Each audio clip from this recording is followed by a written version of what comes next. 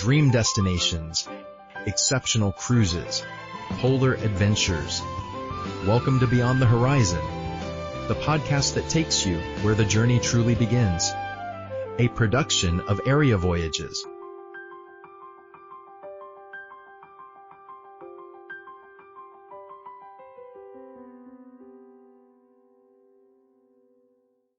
Imagine taking a $250 million luxury hotel.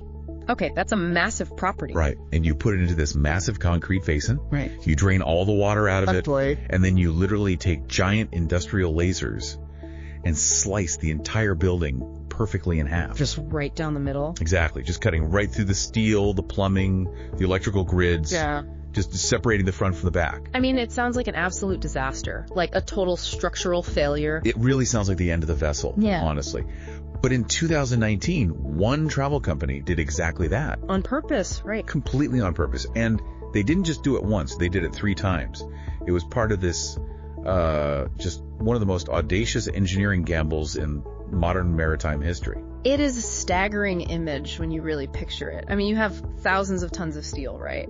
A beautifully designed ship. Yeah. And it's just sitting there in 2 completely detached pieces in an Italian dry dock. It's crazy. The precision required to not only cut it, but to then seamlessly insert a brand new middle section and weld it all back together. So it can actually safely cross an ocean. Right. I mean, it borders on science fiction. It totally does.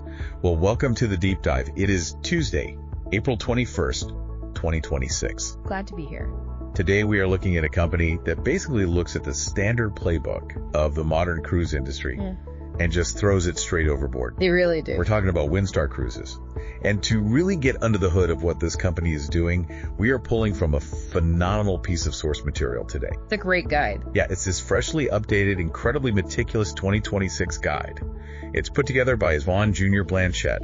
He's a travel advisor and cruise specialist from SIA Voyages. Right. And the guide is titled Windstar Cruises: What It Is, How It Works, and What to Expect. And, reading through Yvonne's analysis, you quickly realize this isn't just like a standard travel brochure. No, not at all. It's really a study in a radically different business model. Okay, let's unpack this, because the contrast here is just wild.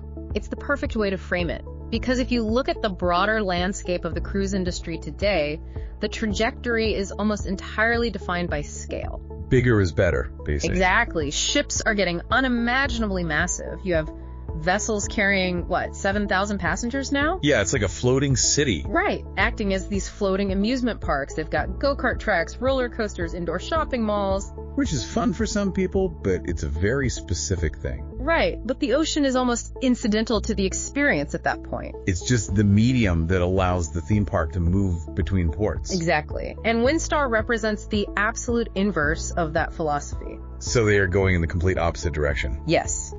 Their strategy relies on the sheer mechanics of actual sailing, like geographical access to places those megaships physically cannot go, right, and an intensely curated, intimate environment. They are basically operating in a parallel universe. But, to understand how they carved out this highly specific niche. And to figure out who this is actually built for. Right, exactly. Yeah. We have to rewind. Because you don't just wake up one day and decide to build a fleet of computerized sailing yachts. No, you definitely don't. You have to go back to 1984. Which is a fascinating era in the cruise industry. I mean, this is right in the thick of the love boat boom. Oh, for sure. Cruising was really transitioning from just a niche method of transatlantic transportation into a mainstream American vacation staple. People started realizing the ship itself could be the resort. Right. But amidst this massive push for bigger and more entertaining ships, you have this entrepreneur, Carl Gosta Andran. Okay. And he looks at the market and decides to go in the exact opposite direction. He founds Windstar Sail Cruises with a vision that is almost absurdly specific for the time. Absurdly specific and honestly highly romantic. I mean, his goal was to create ships that were large enough to operate as profitable luxury businesses. Right, carrying paying guests and genuine comfort. Yeah, we aren't talking about sleeping in hammocks here. Right. But he wanted ships that actually utilized wind power as the core method of propulsion. And that distinction right there is the foundation of the entire brand.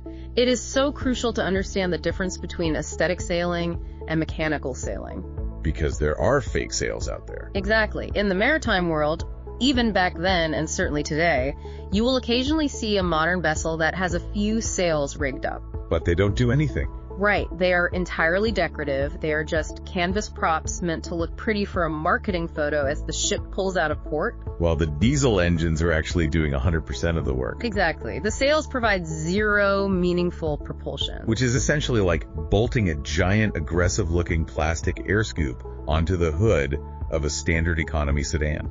That is a perfect analogy. It looks like it's built for speed, but functionally, it's doing absolutely nothing. It's purely theatrical. Pure theater. But Andrean's vision was mechanical authenticity. He wanted genuine, functional, multi-masted motor sailing yachts. But he also had to think about his customers. Oh, absolutely. He understood his target demographic perfectly. A luxury guest paying a premium fare does not want to be woken up at 4 a.m. to haul heavy, wet canvas ropes. Yeah, nobody wants to winch in the main sheet in a rainstorm on their vacation. Right, so the engineering had to bridge the gap between traditional sailing physics and modern luxury convenience. How'd they do it? The ships were designed with an incredibly sophisticated system of computerized sails. Okay, wait, how does that actually work in practice? Because a sail is just a massive piece of fabric catching the wind. Where does a computer even come into that? It's actually a marvel of hydraulics and sensors. The masts on these ships aren't just solid poles, they house intricate hydraulic furling systems inside them. Oh, I see. And high up on the ship, you have anemometers constantly measuring the precise speed and direction of the true wind. So it's reading the weather in real time. Exactly. And that data is fed to a central computer on the bridge. When the captain decides to deploy the sails, they don't send a dozen crew members scrambling up the rigging. They just push a button. Literally, they push a button. The computers calculate the optimal angle for the wind.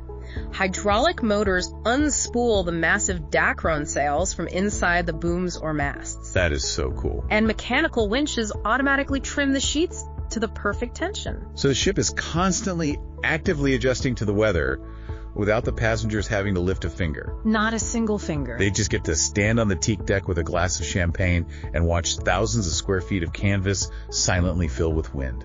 It's brilliant. It really was revolutionary. So the first ship to feature this tech, the Windstar, entered service in 1986. Then they quickly followed up with two sister ships, the Windsong and the Windspirit. Right, the initial trio. And then, in 1990, they launched the flagship, the Windsurf. And this vessel is a completely different beast. Oh, the Windsurf is iconic. While the first three ships were designed for around 148 guests with 4 masts, the Windsurf was built to accommodate 342 guests. That's a big jump. Yeah, and it features 5 massive masts. If you see the silhouette of the Windsurf on the horizon, with all 5 sails deployed against a setting sun, It has to be stunning. it is instantly recognizable. It is one of the most photographed profiles in the maritime world. But, you know, having a recognizable silhouette doesn't guarantee smooth sailing on the corporate side. No, it certainly doesn't. Because after that initial burst of innovation in the 80s and early 90s, the brand went through a pretty turbulent corporate journey. Very turbulent. Throughout the 1990s and into the 2000s, Windstar was actually passed around and eventually absorbed into the Carnival Corporation portfolio. Carnival Corporation being, of course, the largest cruise conglomerate on the planet. Right. They own massive mainstream lines like Carnival, Princess, Holland America, Costa. And their entire corporate infrastructure is built around immense economies of scale. Right, big ships. Exactly. Managing 50 massive ships that carry thousands of people each is a very, very different business than managing a handful of tiny sailing yachts. It's a totally different mindset. Which brings us to the pivotal shift in 2011. Carnival spins them off, and Windstar is purchased by a company called Xanterra Parks and Resorts. Yes. And when you read this part of Yvonne's guide, you really have to do a double take. Because Xanterra is not a cruise company. Not at all. They have zero background in the maritime industry. None whatsoever. Xanterra is an American hospitality company. Their primary claim to fame is managing the historic lodges and concessions within the United States National Park System. Okay, so they run the massive log cabin hotels in Yellowstone. Right. The lodges on the rim of the Grand Canyon, facilities in Zion National Park, they are deeply, inherently a land-based hospitality company. So why on earth does a company whose entire operational expertise revolves around running rustic log cabins next to Old Faithful decide to buy a fleet of highly complex, computerized, ocean-going sailing yachts. It seems wild. On paper, that makes zero sense. On paper, it looks like a total mismatch. But if you analyze the underlying philosophy of the product, the synergy is actually profound. Okay, explain that. Think about Xanterra's core business model. By the very nature of operating inside highly protected, ecologically sensitive national parks, Xanterra fundamentally understands the appeal of authentic, intimate environments. Because they can't just build whatever they want. Exactly. They know how to operate in a space where you cannot simply pave over the environment to build a massive 5,000-room resort. Right, you can't put a roller coaster on the rim of the Grand Canyon. You have to let the canyon be the attraction. Precisely. Their business is about facilitating awe-inspiring interactions with nature without overpowering the nature itself. Oh, that makes so much sense. So when Xanterra looked at Windstar, they didn't see a cruise line. They saw a maritime equivalent of their national park lodges. Wow. They inherently understood the appeal of a small footprint, a focus on the destination rather than artificial onboard distractions, and a casual, unpretentious form of luxury. Right. A quiet sailing yacht, anchored in a pristine, hidden cove in the Mediterranean, evokes the exact same emotional resonance as sitting on the porch of a quiet lodge, looking out over Zion National Park. Exactly. The environment is the headliner. The hotel is just the conduit. That is a brilliant way to look at it. The ship is the lodge. And Xanterra really put their money where their mouth is here. They have invested incredibly heavily in the brand over the last decade. They really have. They even physically uprooted the entire corporate headquarters, moving it from Seattle, Washington, all the way to Miami, Florida in 2022. Which makes strategic sense. Yeah. Miami is the undisputed global capital of the cruise industry. You need to be there to tap into the talent pool, the supply chains, all that maritime infrastructure. Absolutely. But I want to circle back to the actual experience of the sails for a second, because I look at the wider luxury travel market, and modern travelers are incredibly demanding. Very demanding. They have endless options. So why does the mechanical authenticity of those sails actually matter? That's a great question. Why do luxury guests, who are paying thousands of dollars to relax, care whether the wind is genuinely propelling the vessel, or if a quiet diesel engine is doing it while the sails just look pretty? It really comes down to a fundamental shift in the psychology of the modern luxury consumer. Over the last 2 decades, the definition of luxury has evolved. How so? Well, it used to be defined purely by material accumulation, high thread count, Egyptian cotton sheets, gold-plated fixtures, endless buffets of caviar and truffles. Just showing off wealth, basically. Right. But today, true luxury is increasingly defined by access to rare, authentic experiences. Because anyone with enough money can buy a fancy mattress. Exactly. But you can't buy an experience if the mechanics of it are fake. That's it, exactly. And the source material highlights this beautifully. Under the right meteorological conditions, when the wind is steady, the captain on a wind-class ship can actually execute an order to shut the diesel engines off entirely. Oh, wow. When that happens, a profound physical transformation occurs on the ship. The low-level, omnipresent vibration of the engines. A vibration you probably don't even realize you've been feeling. Right, it suddenly just stops. The hum of the exhaust vanishes. The ship becomes completely silent, save for the sound of the hull slicing through the water and the powerful snap of the wind filling the canvas. Okay, that actually gave me goosebumps just thinking about it. It's an incredibly visceral sensory experience, and you simply cannot fake the physics of thousands of tons of steel being moved silently by the wind. You really can't. For a traveler who spends 50 weeks a year surrounded by artificial noise, concrete, digital environments, and constant stimulation, that authentic mechanical interaction with the raw power of nature is priceless. It totally elevates the vessel. It ceases to be a mere vehicle transporting you from port A to port B. Exactly. The act of moving becomes the destination itself. And according to Yvonne's guide, that genuine sailing experience on the Wind-class yachts, which consists of the 148 guest sister ships, Windstar and Windspirit, plus the 342 guest Windsurf, that remains a totally unparalleled offering in the industry. Nothing else like it. And Windstar knows this is their crown jewel. They are currently executing a massive multi-year refresh called the Setting Sails program. Right, running from 2025 all the way through 2027. Yeah, they are completely tearing down and updating the public spaces, the lobbies, bringing in new technology, replacing the teak decks. They are pouring millions into keeping these classic 1980s and 90s hulls feeling incredibly premium and modern for the 2026 traveler. Which demonstrates a massive corporate commitment to that original, highly specific sailing vision. It does. Which honestly makes the next chapter in their history so wildly counterintuitive. Oh, this is the best part. Because here you have a brand, literally named Windstar Sail Cruises, whose entire corporate identity, marketing, and emotional appeal is anchored, pun intended, to these majestic sails. Right. And yet, their biggest physical, financial, and strategic transformation as a company occurred when they deliberately went out and bought ships that didn't have a single sail on them. It was a fascinating pivot. You could almost call it a corporate identity crisis, but a highly calculated one. Let's get into the weeds on this, because the engineering involved is mind-blowing.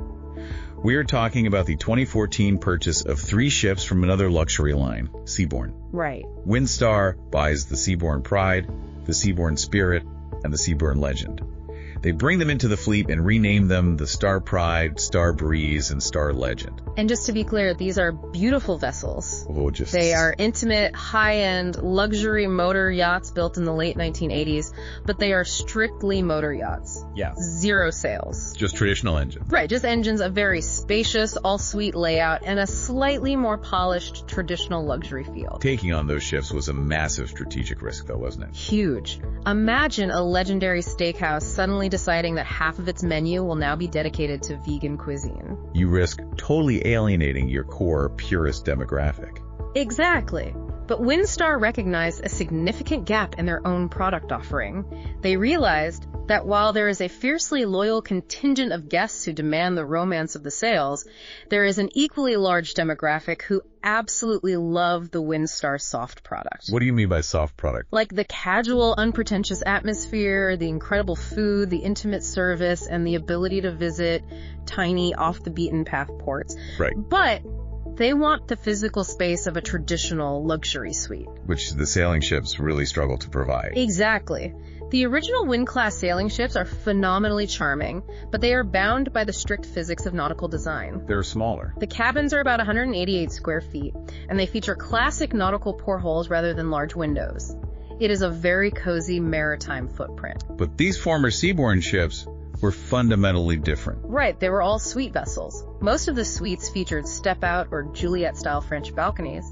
They had separate, distinct seating areas, larger bathrooms, walk-in closets. So Windstar was effectively trying to capture the modern luxury traveler who demands space and natural light, while still offering the intimate Windstar vibe. And it worked? But they didn't just buy these aging 1980s hulls, slap a new coat of white paint on them, and call it a day. Oh, no. This leads us directly back to that insane image we started the show with.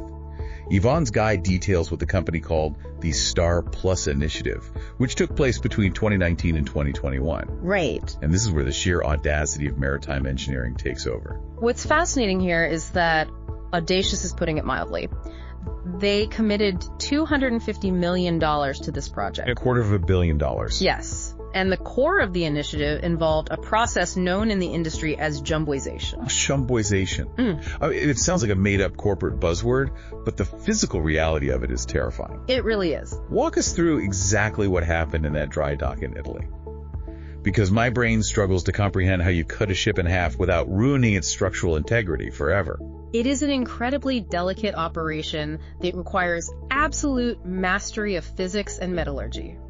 They sail the ship into a massive dry dock facility. Which is essentially a giant concrete bathtub. Right.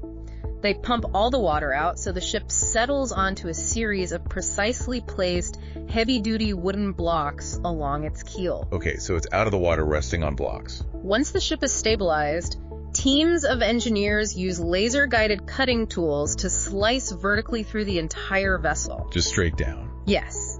They cut through the steel hull plating, the internal watertight bulkheads, the electrical conduits, the plumbing pipes, the air conditioning ducts. Right through the passenger corridors. Right up through the uppermost decks. They literally sever the ship's nervous system. Completely. Once the cut is complete, they use massive hydraulic rails to physically slide the front half of the ship forward, creating a giant gap in the middle of the dry dock. And while this is happening, another team has already been building a brand new middle section from scratch.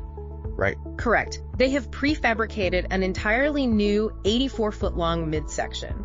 They float this new block into the dry dock, align it perfectly between the separated front and rear halves, and then use the hydraulics to slide the original sections back together, sandwiching the new block right in the middle. Which then requires teams of specialized welders to essentially stitch the massive steel beast back together. Exactly. Reconnecting every single pipe, wire, and structural beam so perfectly that it can withstand the torsional stress of a massive ocean storm without snapping in half. It's unbelievable. The result of this insanity was that the capacity of each of these 3 ships increased from 212 guests to 312 guests. A huge jump. Yeah, the new 84-foot section allowed them to add 50 brand new suites, completely new dining venues, an expanded outdoor pool deck, and an entirely new spa and fitness center. And while the ship was in pieces, they comprehensively gutted and refurbished every single existing suite to match the new build. So Edon points out that the ships that emerged from this process bear almost no resemblance, inside or out, to the vessels Seabourn had originally operated. It was a total rebirth. But what's truly fascinating is the financial and engineering calculus behind making that decision in the first place. Right. Why do it? Why take on the immense risk of cutting a 30-year-old ship in half? Why not just scrap the old hulls, start with a clean sheet of paper, and build a brand new ship for $250 million? Honestly, building from scratch sounds vastly easier than trying to perfectly align severed plumbing pipes on an old hull. It might be simpler logistically, but the economics don't work. Building a brand new ship from scratch to that specific tier of luxury standards would easily cost double, perhaps triple, that $250 million figure. Yeah. A new build is phenomenally expensive, but there is also an architectural reason. What's that? The original hulls of those Seabourn ships were designed in the late 80s with incredibly classic, sleek, beautiful yacht-like lines. Modern maritime safety and environmental regulations make it very difficult and highly inefficient to replicate that specific aesthetic with a new build today. Modern ships tend to look a bit like floating apartment blocks because they are trying to maximize every cubic inch of volume. Exactly. By stretching the existing vessels, Windstar capitalized on a beloved, proven, classic footprint. But they didn't just add cabins. What else did they do? They used the opportunity to fundamentally upgrade the ship's mechanical heart. While the hull was cut open, they completely removed the old, inefficient 1980s engines and installed state-of-the-art, modern, fuel-efficient propulsion systems in that new middle section. So they achieved a cleaner environmental footprint, added the vital revenue-generating capacity of 100 extra passengers per sailing, and modernized the amenities. All while preserving the classic profile of a true small ship. Wait, hold on. I need to challenge this whole concept. Okay, let's hear it. Because you just said they added 100 extra passengers to a ship that originally held 200. I did. That is nearly a 50% increase in population. If Windstar's entire brand identity, the core marketing hook they use to differentiate themselves from the megaships, is intimacy, the feeling of being on a private yacht, avoiding the crowds, peace and quiet, doesn't chopping a ship in half to cram in 50% more humans completely destroy the exact intimacy you're selling? That's a fair point. Doesn't that heavily dilute the exclusivity of the product? That is the defining tension of cruise economics, and it's a very sharp observation. If you merely added 100 people without changing the footprint, it would be a disaster. The ship would feel impossibly crowded. But the genius of the Star Plus initiative and the reason it succeeded was that the new 84-foot midsection wasn't just stuffed with cabins, it drastically expanded the public volume of the ship. Ah, I see. They added a significantly larger pool deck, brand new restaurants, and expanded the lounges. So the denominator changed too. The physical space grew proportionally with the passenger count. Exactly. In the cruise industry, they measure this using something called a space ratio. Okay, what is that? It's the gross tonnage of the ship divided by the number of passengers. Windstar ensured that the space-to-passenger ratio remained highly competitive, meaning you still have plenty of square footage per person. Good to know. Furthermore, you have to keep perspective on the scale of the industry. Even after the stretch, at 312 maximum guests, you are still existing in a microscopic, hyper-niche tier of the market. Because the big ships are so huge. Right.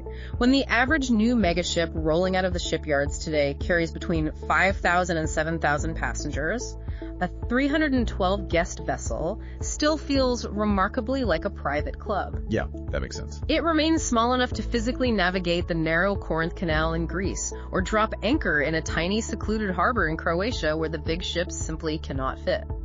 They achieve the economies of scale necessary to be profitable without tipping over the edge into feeling crowded. Okay, a 300-person ship is still basically a rounding error compared to a 7,000-person behemoth. I get it. So, through this massive gamble, the identity crisis was solved. Windstar emerged with a robust dual identity fleet. You have the Wind class for the sailing purists who want to feel the mechanical authenticity of the wind. Right. And the Star Plus class for the guests who want an all-suite motor yacht experience with modern amenities.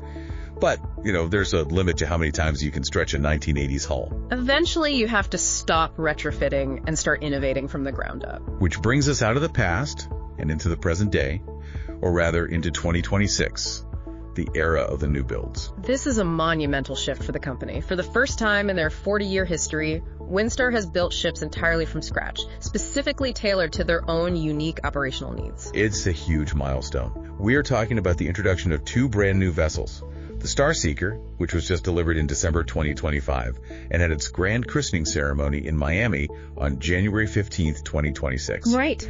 And her identical sister ship, the Star Explorer, which is scheduled to arrive in December of 2026 and will begin targeting European itineraries in 2027. A brand new era. So if you have a completely blank slate, a massive budget, and 40 years of operational data, what exactly do you build? What are the specs on these new vessels? They are magnificent pieces of engineering. Both ships were built at the West Sea Shipyard in Portugal. Okay. They carry exactly 224 guests each, housed in 112 all-suite staterooms.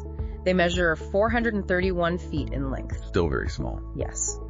But the most striking aspect is how the architectural design leans heavily into forging a continuous visual connection with the ocean. What do you mean? Well, the era of the small nautical porthole is gone. On these new builds, nearly all the staterooms feature either a private step-out veranda or massive floor-to-ceiling infinity windows. Oh, wow. They have even introduced these spectacular aft-facing Horizon Owners suites right at the back of the ship, which feature massive wraparound balconies offering 180-degree panoramic views of the ship's wake. Here's where it gets really interesting, because the idea of those floor-to-ceiling infinity windows is just incredible. It really is. You wake up, push a button next to your bed, the blackout blinds automatically roll up, and the ocean is literally right there at your feet, flooding the room with natural light. It sounds stunning. It's a beautiful design. But beyond the aesthetic luxury, Yvonne's guide highlights some serious, heavy-duty technological upgrades beneath the waterline. Oh, absolutely. The source material specifically mentions Rolls-Royce Tier 3, NOx-rated engines, pump jet thrusters for tight harbors, forward-facing sonar, and shore power connectivity. That's quite the list. Now, that is a dense list of maritime jargon. Let's break that down. What does all of that hardware actually do, and why does a passenger care? A passenger cares because that technology is what guarantees their itinerary. The global maritime industry is currently facing immense, unprecedented environmental pressure from local governments, and rightfully so. Because ships can be pretty dirty. Yes. The boutique ports that Windstar relies on, the tiny, picturesque towns deep within the Norwegian fjords, or the small, fragile island ecosystems in the Mediterranean or the Caribbean, they are implementing incredibly strict environmental regulation. They want to protect their homes. Exactly. They are aggressively banning massive ships, and they are banning any ship that produces heavy emissions or excessive noise. They don't want a massive diesel generator sitting in their pristine harbor, pumping out black smoke. Exactly. So let's look at those Rolls-Royce Tier 3 NOx-rated engines. NOx stands for nitrogen oxide. It's a byproduct of diesel combustion, and it is a primary contributor to smog and acid rain, which is disastrous for enclosed environments like a fjord. Right, the exhaust just gets trapped in there. Right. A Tier 3 engine utilizes a highly advanced catalytic reduction process. Without getting too bogged down in the chemistry, it essentially injects a urea solution directly into the engine's exhaust stream. This causes a chemical reaction that breaks the harmful nitrogen oxides down into harmless nitrogen gas and water vapor before it ever leaves the smokestack. It drastically reduces the ship's environmental footprint. That makes perfect sense. What about the shore power connectivity? What does that do? Shore power, which is sometimes referred to in the industry as cold ironing, is a total game changer for port relations. Historically, when a ship docks, it has to keep its massive diesel engines running constantly just to generate the electricity needed to power the air conditioning, the kitchens, the lights. Even when it's not moving. Right.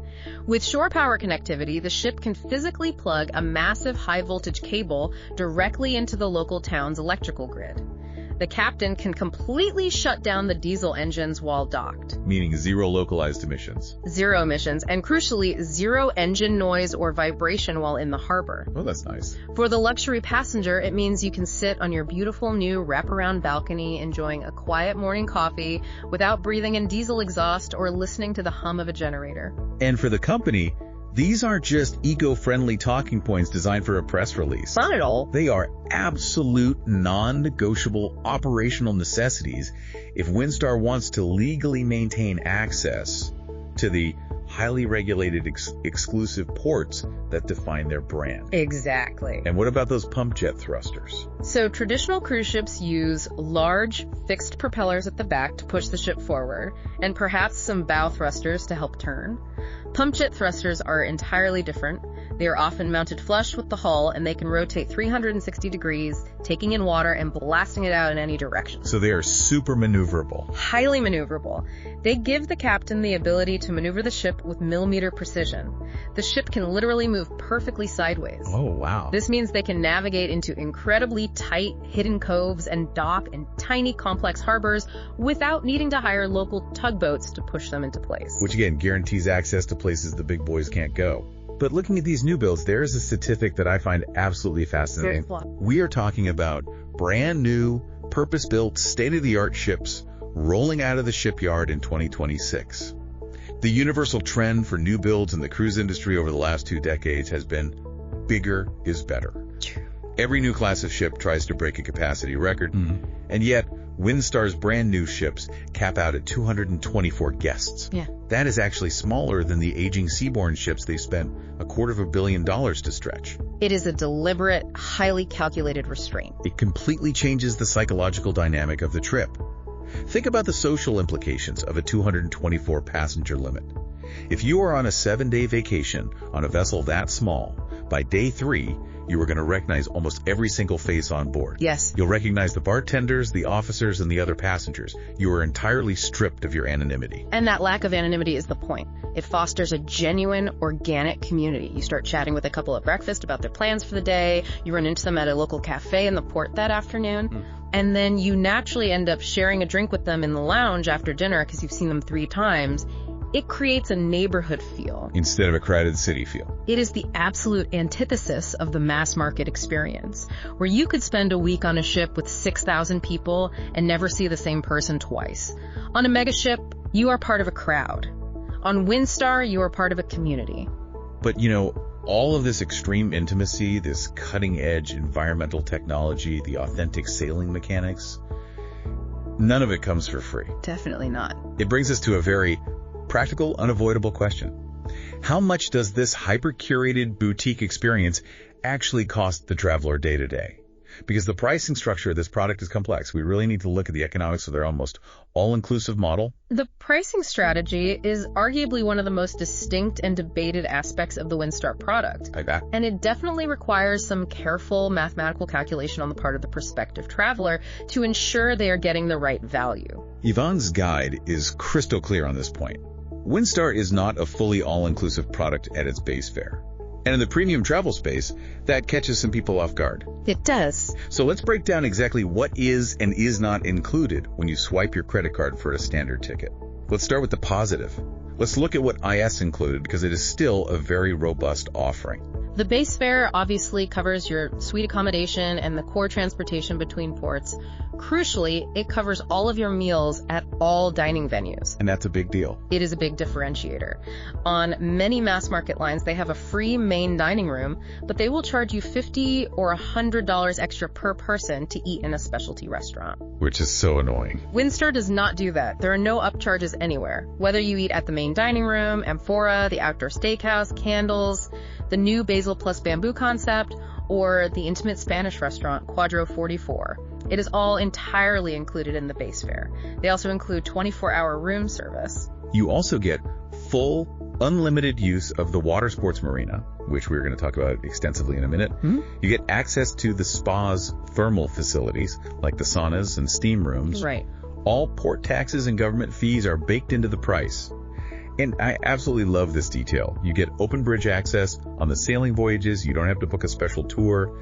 If the ship is at sea, you can literally just wander up to the bridge, stand next to the navigation consoles, and chat with the officers on duty. It's incredibly welcoming. And then there's the beverage policy. You do get drinks. Wine, beer, and cocktails are completely complimentary, but only while you are actively eating a meal.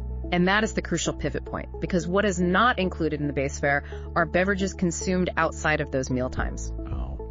If you want a gin and tonic while lounging by the pool at 3:00 p.m., or if you want a scotch in the lounge while listening to the piano player at midnight, you are paying for those drinks a la carte individually. What else isn't covered? Wi-Fi internet access is not included in the base fare. Daily gratuities, the automatic tips that are distributed to the crew, are not included. And standard exclusions apply, like organized shore excursions in the ports or individual massages in the spa. So, to solve for this somewhat fragmented experience, Windstar offers a solution. They call it the all-in package. Right. This is a daily add-on, a flat per person per day fee that essentially upgrades your base ticket into a fully all-inclusive experience. It bundles unlimited drinks all day long at any bar, unlimited Wi-Fi for your devices, and it prepays all of your daily crew gratuities. Exactly. And Yvonne's guide notes a very specific, aggressive promotion running right now. In April 2026, Windstar is offering this all-in package totally complimentary on select global sailings that depart through June 2027, provided you book the trip by June 30th, 2026. Which is a massive financial incentive. If you catch that promotion, it significantly changes the overall value proposition of the trip. For sure. But this raises an important question. If you are booking outside of that promo window, and you are paying for the all-in package out of pocket, it brings up the behavioral economics and pricing psychology of the cruise industry. Right, because if you look at Windstar's direct competitors in the premium and ultra-luxury space brands like Silversea, Regent, or Seabourn, the trend has shifted heavily over the last decade toward fully all-inclusive one-price models. Very true. You pay one massive, eye-watering upfront fare, and then your wallet literally goes into the cabin safe for the rest of the week. You never sign a receipt. So why does Windstar, a brand that clearly operates in a highly premium space, stubbornly offer an a la carte base model at all? It's a debate that happens constantly in travel forums, and the initial reaction from a lot of consumers is exactly what you might expect. Yeah, my initial reaction is frustration. Yeah. It feels a bit like buying a $100,000 luxury car, taking delivery, and then finding out the dealership wants to charge you a monthly subscription fee just to unlock the heated seats or use the radio. Right, nobody likes that. Nobody likes feeling nickeled and dimed, especially when they've already spent $5,000 or $10,000 on a vacation. Why introduce that friction? It can absolutely feel like friction if the expectations aren't managed prior to boarding, but there is a very strong counter argument, and it is the exact reason Windstar maintains this dual structure. What's the argument? It ultimately comes down to fairness and broad market accessibility. You have to understand how cruise lines calculate a fully all-inclusive fare. They don't just guess. They use data. Exactly. They run massive algorithms to determine the exact consumption habits of their average guest. They figure out exactly how much alcohol the average person drinks, how much bandwidth they use, and they bake that cost, plus a profit margin, directly into the mandatory base fare for everyone. Okay, the math makes sense for the cruise line. They guarantee their margin. Right. But what happens if you are an outlier to that average? What if you are a traveler who simply doesn't drink alcohol? Or maybe you only have a single glass of wine at dinner? Or what if you don't care about the internet? Exactly. What if you specifically chose a small sailing yacht because you want to completely disconnect from the digital world, read a book, and you have zero desire to check your email or use Wi-Fi? You're still paying for it. Under a mandatory, fully all-inclusive model, the cruise line is still charging you for those services. It's like going to a group dinner, ordering a simple side salad, and then being forced to split the bill evenly with the guy sitting next to you who ordered 3 prime ribeyes, 2 lobsters, and a bottle of Dom Perignon. That is the worst. You are effectively subsidizing his consumption. Oh, wow. I've never thought about it like that. The all-inclusive model forces the light consumers to pay for the heavy consumers. Exactly. By breaking out the all-in package as an optional add-on, Windstar can artificially lower the base entry price of the cruise. Oh, I see. It allows those guests who don't need the extras to pay only for the core experience, the beautiful ship, the incredible food, the service, and the destination access. It is a highly modular approach that provides financial flexibility. So it's basically giving you a choice. Right. If you want the seamless, wallet-free, all-inclusive experience, you buy the package, the friction vanishes, and you never think about it again. If you don't drink, you skip the package, save a significant amount of money, and enjoy the exact same luxury environment. That actually makes a tremendous amount of sense. It treats the guest like a rational adult who can manage their own vacation budget and priorities. Which is refreshing. And honestly, whether you choose to buy the drink package or stick to the base fare, the alcohol is secondary anyway, because the food and the physical access to the ocean are the real undisputed stars of the show here. Absolutely. Which brings us to the core of Windstar's brand identity. They lean heavily on two highly specific pillars to completely separate themselves from the rest of the pack. Yvonne refers to these as the 180 degrees from ordinary differentiators: their culinary program and their watersports marina. Let's start with the culinary side, because their approach is incredibly unique in the industry, and it requires a massive logistical effort to pull off. Yeah, let's hear about the food. Windstar is the only cruise line in the world, not just in their specific tier, but in the entire industry, to hold an official partnership with the James Beard Foundation. Well, now, for our international listeners, or for anyone who might not follow the high-end culinary scene closely, we need to contextualize that. We do. The James Beard Foundation is effectively the Oscars of the American food world. It is the absolute ultimate standard of culinary excellence, sustainability, and innovation.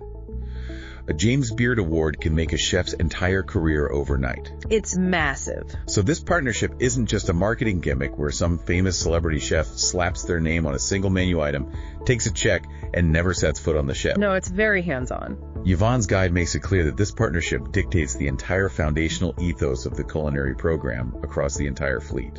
Yvonne uses a great phrase. He says the focus is on seasonal, regional, ingredient-driven cooking, rather than architectural presentation. And that is a vital, defining distinction in the modern luxury food space. On many high-end luxury lines, the dining rooms can become an exercise in extreme, high-concept molecular gastronomy. Oh yeah, like the science experiment food. Right. It becomes highly theatrical. Foam, smoke, mirrors, chefs using tweezers to place a single microgreen on a plate. The James Beard philosophy is much more grounded, much more rooted in actual flavor and tradition. So what does that look like on this ship? It is about sourcing the absolute best, most authentic local ingredients based on the specific region the ship is currently sailing through, and utilizing classical techniques to let those ingredients shine. It is authenticity on a plate rather than a science experiment. It's food that actually tastes good, not just food that looks good on Instagram. Exactly. Let's run through the actual physical venues where you get to eat this food, because the sheer variety they managed to cram onto these tiny ships is an engineering feat in itself. It's impressive. Every ship in the fleet features Amphora, which is the main dining room. Amphora features a massive, daily changing a la carte dinner menu that pulls direct regional inspiration from the ports you visited that day. So the menu changes as you travel. Right. Then you have candles. This concept sounds absolutely amazing to me. During the day, there is a casual indoor-outdoor buffet space called the veranda. But as the sun sets, the crew completely transforms the outdoor section of the veranda into an elegant alfresco steakhouse right on the open teak deck. Eating outside under the stars. You are literally eating perfectly seared prime steak and drinking red wine under the stars as the ship sails. And because Candles requires advanced reservations and has very limited seating capacity, it never feels like a crowded restaurant. It feels incredibly exclusive, like you have been invited to a private catered dinner party on a billionaire's yacht. Beyond that, they are continuously innovating. They have basil plus bamboo, which is a newer concept blending Asian and Mediterranean flavors. It's currently on the Star Breeze and the new builds, and they are rolling it out to the rest of the fleet in 2026. Great addition. If you are on the Star Pride or Star Legend, you have access to Quadro 44. This is a venue designed by James Beard recognized chef Anthony Sasso. It focuses on modern Spanish cuisine, but here is the kicker. The restaurant is physically limited to just 38 guests per seating. 38 people. Talk about an intimate dining experience. And finally, if you are sailing on the flagship, the massive 5-masted Windsurf, you have exclusive access to Stella Bistro, which focuses on contemporary French cuisine. What is truly remarkable about that list of venues is the sheer logistical execution required behind the scenes. Delivering that level of culinary variety with menus that change daily based on local ingredient sourcing is incredibly difficult. Especially on a tiny ship. Right. On a megaship, they have galleys the size of football fields with hundreds of cooks working assembly lines. On a Windstar yacht, the galley space is intensely restricted by the size of the hull. There. The chefs have to be magicians. Yeah. The executive chefs and their teams have to be incredibly efficient, highly skilled, and capable of pivoting constantly. And don't forget, the base fare also includes 24-hour room service pulled directly from the Amphora menu. Oh, that's right. You can literally be sitting on your private balcony at 2 a.m. wearing a plush bathrobe, eating a regionally inspired James Beard-influenced meal while listening to the waves. That is the absolute dream. But realistically, if you are eating prime steak at sunset and Spanish tapas at midnight, you have to work off those calories somehow. You do. And that brings us perfectly to the second massive differentiator, the piece of hardware that truly defines the brand's connection to the ocean, the watersports marina. If you ask past guests what makes Windstar unique, the sails are the aesthetic draw, but the marina is the physical feature that defines the actual day-to-day experience more than anything else. According to Yvonne, it changes everything. Every single ship in the Windstar fleet, whether it's a sailing yacht or a motor yacht, features a massive stern platform built into the back of the hull. When the ship is at sea, it's locked up tight. But when the ship drops anchor in a calm bay, the crew literally lowers this massive steel platform down until it sits flush with the waterline. So it's basically a deck right on the water. It creates a temporary floating dock attached directly to the back of the ship. And from that platform, they launch a massive fleet of complimentary toys. They have sea kayaks, stand-up paddle boards, giant inflatable water trampolines, and enough snorkeling gear for anyone who wants it. I want to pause and really highlight the sensory contrast here because this gets to the core of why people pay a premium for small ships. Okay, let's look at the contrast. Think about the typical mass market megaship experience when you arrive in a port. The ship is so massive it has to dock at a deep water industrial concrete pier, often miles outside the actual town. Because it's too big to get close. Right. When it's time to get off, you wait in a massive, stuffy stairwell with 2,000 other people holding their key cards. You shuffle down a steep metal gangway, navigate through a maze of chain link fences, aggressively pushy taxi touts, and generic duty-free shops, just to get onto a crowded diesel bus that will drive you 45 minutes to a beach that is already packed with thousands of other tourists. It is a completely exhausting, deeply unluxurious process. You spend half your day just managing the logistics of moving a small city's worth of people around. Exactly. You are part of an industrial tourism machine. Now contrast that with the Windstar Marina experience. The captain bypasses the industrial port entirely and drops anchor in a sheltered, pristine, uninhabited cove in the Greek islands, or a quiet lagoon in the Caribbean. A completely different arrival. You wake up, have a leisurely breakfast, walk down a short flighty stairs to the back of your yacht. The platform is open, the sun is shining. You literally grab a paddleboard from a crew member, take one step off the back of the ship, and you are instantly gliding over crystal clear water. That's amazing. You can snorkel right alongside the hull of the vessel. You have entirely bypassed the friction, the crowds, and the industrial infrastructure of tourism. You have connected directly, immediately with the ocean. It completely removes the barrier between the traveler and the environment. Imagine the arc of that day. You spend the entire afternoon kayaking around a quiet Mediterranean cove directly off the back of the ship. Right.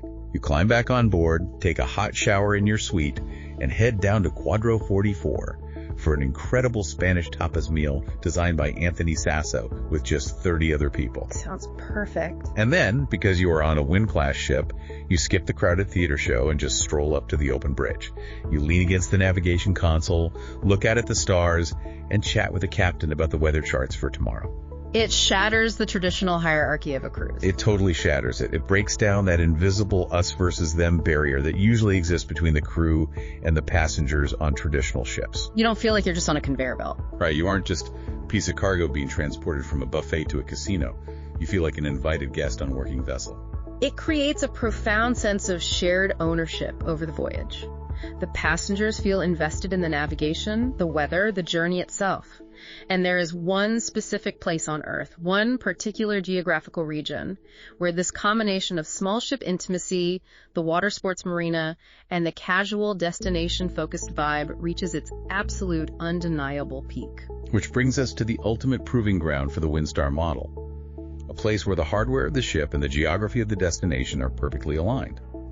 Let's look at the ultimate case study, year-round Tahiti. French Polynesia. It is a stunningly beautiful part of the world, and it is the destination that Windstar is arguably most famous for among seasoned travelers. And what's wild, as Yvonne points out in his guide, is how incredibly rare their level of commitment to this region actually is. French Polynesia is incredibly remote. Very remote. Most major cruise lines only visit Tahiti seasonally, or they use it as a brief 3-day stopover while repositioning a ship across the Pacific from Australia to Hawaii. It's just a pit stop for them. But Windstar does not treat Tahiti as a stopover. They keep at least one ship permanently stationed in French Polynesia 365 days a year. They never leave. They operate a continuous, alternating schedule of 7-day and 11-day itineraries, departing round-trip from the capital of Papeete. And those itineraries are meticulously crafted to showcase the extreme geographical diversity of the region. They aren't just hitting the major, highly developed tourist hubs like Bora Bora or Moria, though they certainly spend time there, often overnight. Right, where else do they go? The longer 11-day voyages push far out into the Tuamotu archipelago. This is a vast chain of low-lying coral atolls. They visit incredibly remote, pristine locations like Fakarava and Rangiroa. Those names are legendary. For our listeners who are scuba divers, those names carry a lot of weight. Those are top-tier, world-renowned Pacific dive sites, famous for massive sheer drop-offs, incredible water clarity, and massive congregations of reef sharks. And again, it all comes back to the core theme of this deep dive access. But beyond the diving, there's a signature cultural event that truly defines these Tahiti sailings. It's an event that requires a massive logistical lift from the crew. The Polynesian Feast and Fire Beach Party. Oh, this sounds incredible. Here is how it works. The ship drops anchor near a completely private motu. A motu is essentially a tiny, pristine reef islet composed entirely of coral and sand. Okay. The crew takes the ship's tenders, that's small transport boats, and they literally unload a massive amount of equipment onto this uninhabited island. They set up a full premium dinner service complete with tables, chairs, linens, and multiple cooking stations directly on the sand. They build a restaurant on the beach. You disembark the yacht, step onto a private island, eat a massive feast under the palm trees, watch local Polynesian fire dancers perform, and then take a quiet boat ride back to your yacht under the South Pacific stars. It sounds idyllic, almost like a movie set, but the reason it is possible comes down to the synergy between the physical hardware of the Windstar ships and the unique geology of French Polynesia. How does the geology play into it? You have to understand how these islands are formed. French Polynesia is defined by towering volcanic peaks surrounded by shallow, fragile coral reefs and enclosed lagoons. Okay, shallow water. A standard megaship literally cannot enter these spaces. Their draft, which is the vertical distance between the waterline and the bottom of the ship's hull, is simply too deep. If a megaship tried to enter a Bora Bora lagoon, it would decimate the coral reef and run aground. So they have to stay far away. They have to anchor far out in the deep ocean. But Windstar's yachts are designed with a very shallow draft. They can carefully slip through the narrow, natural breaks in the reef and drop anchor safely inside the calm, incredibly protected, shallow lagoons. Which turns the ship into the ultimate mobile base camp. Precisely. Yeah. You are anchored in water so calm it looks like a swimming pool. The watersports marina drops down and you are instantly snorkeling in a vibrant, living aquarium. The hardware unlocks the geography. Okay, the hardware is perfectly matched to the geography. I concede that point. But I have to push back here on behalf of our listeners who might be actively planning a massive once-in-a-lifetime trip, maybe a honeymoon or a major milestone anniversary. Sure. If you are committing the time and the immense financial resources to fly all the way across the Pacific Ocean to Tahiti, is a cruise ship really the best way to experience it? It's a valid question. Why deal with a ship at all? Why not just pick one of those famous, iconic overwater bungalows at a high-end luxury resort in Bora Bora, unpack your bags once, and just stay put for a week? That is the classic image of a Tahitian vacation. It is the classic image, and it is the classic dilemma for anyone planning a trip to French Polynesia. The overwater bungalow is undoubtedly iconic. It is a beautiful experience, but it is also fundamentally static. Meaning you're stuck in one place. French Polynesia is vast, and the islands are incredibly diverse. The high, jagged, lush, green volcanic peaks of Moorea offer a totally different ecosystem and vibe than the flat, sandy coral rings of the Tuamotus. If you choose to spend your entire week at a single land-based resort, you are effectively a captive audience. A captive audience. You're a captive to that one specific view from your bungalow, and more importantly, you are a captive consumer to that one resort's highly expensive isolated restaurants. Right. You are trapped paying $40 for a hamburger by the pool because there are no other options on the island. Exactly. By choosing the Windstar yacht, you are essentially leveraging the mobility of the vessel to experience multiple, wildly different islands for the price of a single resort stay. I see. You go to sleep after dinner, the ship moves, and you wake up in an entirely new, breathtaking lagoon every single morning. You have the world-class James Beard partnered food included in your fare, eliminating the stress of resort dining prices. That's a huge stress relief. And honestly, from an aesthetic standpoint, standing on the top deck of a sailing yacht as the sun sets, watching the fading light hit the peaks of Bora Bora while holding a cocktail, provides a dynamic, panoramic vantage point that even the most expensive, static, land-based resort simply cannot offer. You get the entire breadth of the destination, multiple islands, multiple ecosystems, without the exhausting friction of constantly packing and unpacking your bags to take tiny, expensive, inter-island puddle jumper flights. Exactly. That is an incredibly compelling argument for the ship as a base camp. So Tahiti perfectly highlights what Windstar does best. But the premium travel market is crowded. Very crowded. How does this brand actually stack up against the rest of the premium and luxury cruise world? If you are a consumer sitting at your kitchen table looking at a travel budget of $10,000 or $15,000, you have options. Let's look at the competitive landscape and answer the ultimate question. Who is this product actually for? Yvonne's guide is invaluable here because it provides a highly objective, fantastic breakdown of the true competitors in the 2026 market. Windstar operates in a very specific, carefully calculated sweet spot. Where's that sweet spot? They offer a premium, highly curated product, but they deliberately price themselves just below the true astronomical ultra-luxury lines. Let's run through the rivals Yvonne identifies, one by one. First up on the list is Seabourn Yacht Club. Seabourn is an incredible product, and it is the closest to Windstar in terms of sheer, intimate physical size. They operate tiny vessels with a maximum of just 112 guests. Wow, that's tiny. It is maximum intimacy, featuring nearly a 1-to-1 crew-to-guest ratio. And unlike Windstar's modular, a la carte base fare, Seabourn operates on a strictly fully all-inclusive model right out of the gate, which includes premium spirits and gratuities. But what is the trade-off? Why choose Windstar over Seabourn? Two major factors. First, Seabourn operates strictly motor yachts. There are no sails, so you lose that specific romantic mechanical element. Okay. Second, they simply do not have the global itinerary breadth that Windstar offers, and specifically, they do not have a year-round Tahiti program. They also generally operate at a noticeably higher per-day price point. Okay, next competitor, Silversea. Silversea defines true traditional ultra-luxury. They are completely all-inclusive, they offer incredibly formal, white-glove service, and they provide a dedicated butler for every single suite on the ship. A butler. That's fancy. They also operate a phenomenal expedition fleet with ice-strengthened hulls that can take you deep into Antarctica, but they exist in a completely different financial stratosphere. They are significantly more expensive than Windstar. And their ships are bigger too, right? Furthermore, their ships are generally much larger, ranging from 100 guests on their expedition vessels up to over 700 guests on their classic fleet. And crucially, the onboard atmosphere is much more formal. It's designed for a traveler who wants structured, traditional, dress-up luxury. And again, they do not offer sailing ships. Then there's the French line, Ponant. Ponant is fascinating. They are very boutique with passenger counts that are very similar to Windstar.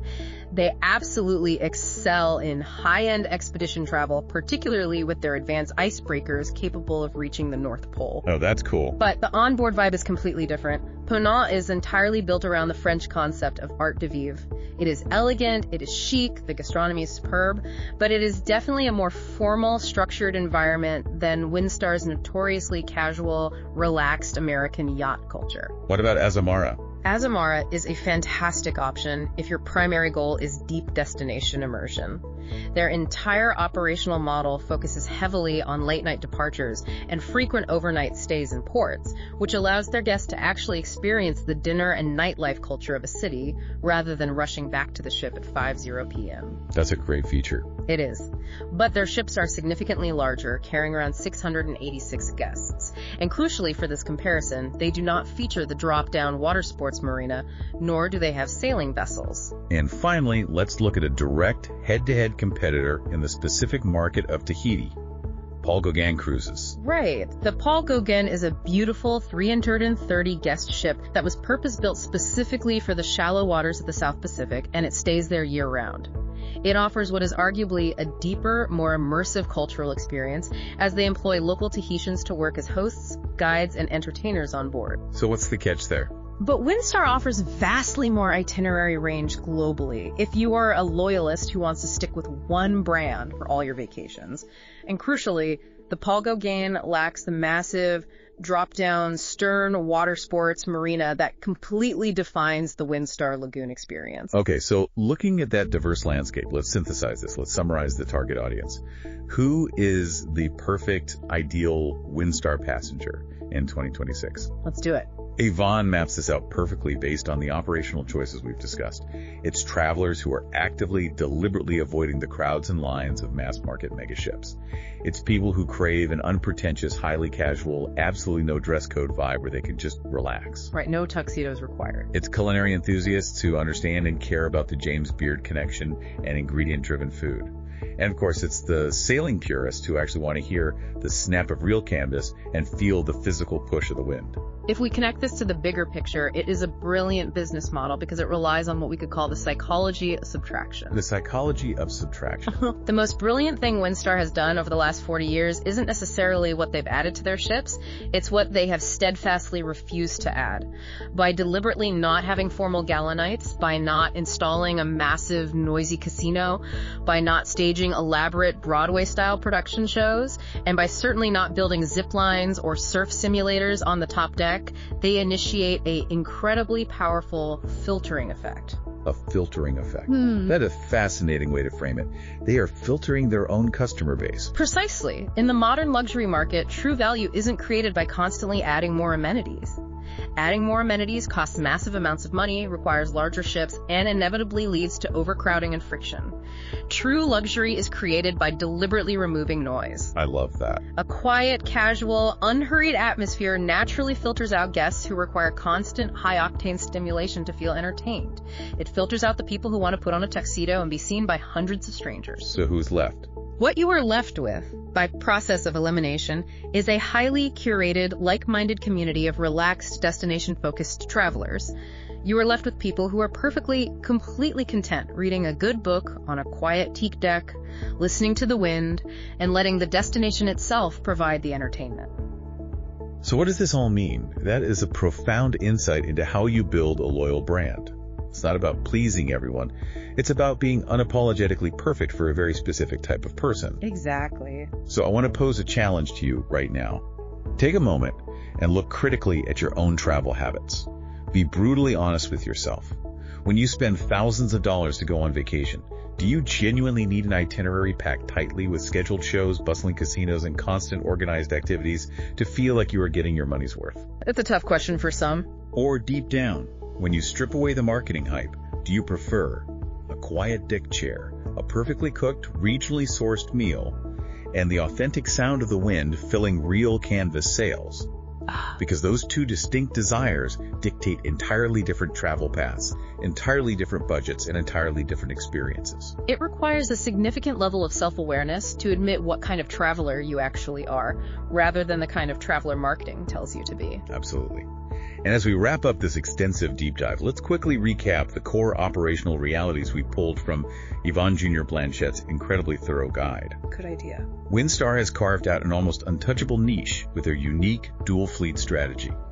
You have the true mechanically authentic wind-class sailing yachts for the purists, and the massively engineered, stretched, and brand new all-suite Star Plus motor yachts for those who demand maximum modern space. They have firmly anchored their culinary identity to the James Beard Foundation, ensuring their food is as grounded and authentic as the ports they visit. They've completely shattered the physical barrier between the ship and the sea with that transformative drop-down water sports marina.